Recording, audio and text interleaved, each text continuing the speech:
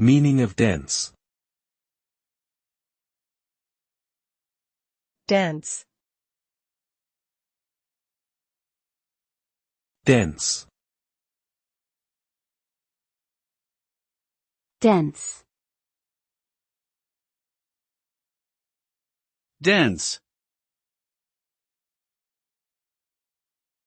Dense can be used to describe something that has a high concentration of matter or is difficult to penetrate or comprehend.